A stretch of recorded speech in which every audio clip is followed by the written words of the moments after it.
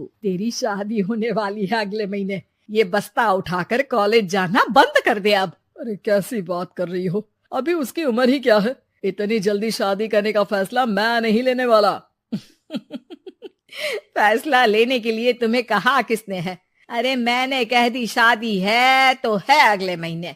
बेचारी अमिता करती भी तो क्या, छोटी सी उम्र में बन जाती है अपने से 2 गुने उम्र के आदमी की बीवी। शादी के बाद देर रात पति घर आता है। खाना लगाओ, भूख लग रही है। अमिता खाना लगाती है। ये क्या बनाया है? वो सारा खाना फेंक देता है। कर्म ही खराब थे जो इतनी कम उम्र के लड़के से शादी करा दी। तभी वहाँ अमिता की सास आ जाती है। अरे हमें क्या पता था कि ये इतनी कामकाज में ढीली है। इसकी माँ ने तो कहा था रॉकेट की स्पीड से काम करती है। अमिता को आए दिन ससुराल में ताने, गालियाँ और कभी कभी तो मार भी पड़ती। सुन जा, अपनी माँ को बोल 50,000 रुपए भेजे, फ्री में नहीं रखना है तुझे।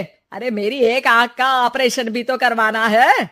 अमिता को सास घर से निकाल देती है। अमिता परेशान होकर मायके की ओर जाती है। वो घर तो पहुंचती है लेकिन वहाँ ताला लगा है। अरे अमिता बेटी, क्या हाल बना रखा है तेरे पति ने? कहाँ है वो? अमिता पड़ोसी के सामने रोने लगती है। मुझे नहीं जाना उस घर में चाची। मेरे मम्मी पापा कहाँ है? उन लोगों ने तो ये मकान छोड़ दिया बिटिया। वो लोग तो कहीं और शहर चले गए। तुझे नहीं बताया? अमिता जोर जोर से रोने लगती है। नहीं बताया? ये क्या कर गए माँ पिताजी मेरे साथ? मेरी जिंदगी तो ढंग से भी खराब है। अब मैं क्या करूं? अमिता रोते हुए वहाँ से जा रही होती है कि उसे एक औरत मिलती है। अरे सुनो तो, रो क्यों रही हो? तो क्या करूं? हंसू? अमिता उस औरत को अपनी सारी कहानी बताती है। देखो, मेरा सिलाई का काम है। अगर तुम चाहो तो मेरे साथ ये काम कर सकती हो। बदले में मैं तुम्हें रहने की जगह, खाना और 1 दिन का 100 रुपया भी दूंगी। अमिता कुछ सोचती है और फिर उस औरत के साथ चल देती है। अब क्या था, अमिता की जिंदगी अपने मायके और ससुराल से दूर एक नए सिरे से शुरू होती है। रहना खाना फ्री होने के कारण अमिता रोज का पैसा बचा लेती। वो आसपास के लोगों के भी कपड़े सिलने लगी। और एक दिन सिलाई सेंटर की एक औरत कहती है, अरे वो साड़ी की कंपनी है ना, वो बिक रही है। पास बैठी अमिता सारी बात सुन रही थी।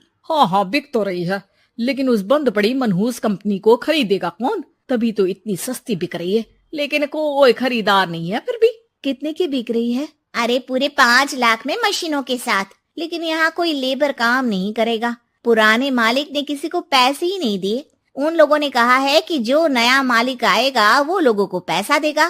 5 लाख। अमिता घर आती है और अपने पैसे गिनती है, पूरे 3 लाख। अमिता सिलाई सेंटर वाली उस औरत के पास जाकर कहती है, चाची, मैंने इतने साल की कमाई में ये पैसे जमा किए हैं, पूरे 3 लाख है। वो बंद साड़ी की फैक्ट्री मैं खरीदना चाहती हूँ। अरे अमिता, पागल हो गई हो क्या? वो 5 लाख की बंद मनहूस फैक्ट्री खरीदेगी, फिर लेबर का बकाया पैसा देगी, और वो फैक्ट्री चलेगी कि नहीं ये भी कोई नहीं जानता। लेकिन अमिता नहीं मानती। वो उस औरत से कहती है कि वो उस फैक्ट्री को खरीदना चाहती है और खरीद कर ही रहेगी। औरत भी अमिता की मदद कर देती है और फिर अमिता के नाम एक साड़ी फैक्ट्री हो जाती है। शुभारंभ वाले दिन अमिता लेबर से कहती है, मैं इस फैक्ट्री को दोबारा खड़ी करना चाहती हूँ। आप लोग इसमें माहिर हैं। मैं नहीं जानती कि पहले वाला मालिक के काम करने का क्या तरीका था, लेकिन मैं अपनी योजनाओं के साथ आई हूँ। मेरे पास आप लोगों को देने के लिए अभी तो पैसे नहीं है, लेकिन मैं वादा करती हूँ 3 महीने में आप लोगों के पैसे ब्याज सहित आप लोगों को दे दूंगी। और ये क्या बात होती है? हम सारा दिन फिर से काम करें और पैसे ना मिले तो हम खाएंगे क्या? सिर्फ 3 महीने की बात है। वैसे भी आप लोग बिना काम के यहाँ नए मालिक के इंतजार में बैठे ही थे। मैं काम करना चाहती हूँ और 3 महीने में सारे पैसे देने का वादा भी करती हूँ। लेबर आपस में सलाह करते हैं और अमिता की बात मान लेते हैं। सिलाई सेंटर से मशीन, सिलाई और कपड़े के ज्ञान में माहिर हो चुकी अमिता सभी के साथ मिलकर खुद काम करती। शहर और दूसरे शहरों में घूम घूम कर साड़ी का डिजाइन दिखाती और ऑर्डर लेती। अमिता को कई जगह से ऑर्डर आ जाते हैं। कई लोग उसके काम को सराहते तो कई आलोचना भी करते। अरे बड़े बड़े व्यापारी बैठे हैं, यहाँ तू कहाँ टिकेगी? लाओ दिखाओ कैसी साड़ी बना रही है तुम्हारी फैक्ट्री।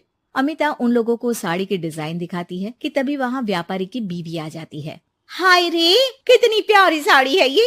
बड़ी महंगी लगती है, मेरे लिए ले लो ना जी। और हाँ, अपनी दुकान में भी रख लो इसे, बहुत बिकेगी मैं कहती हूँ। अमिता मुस्कुराती है।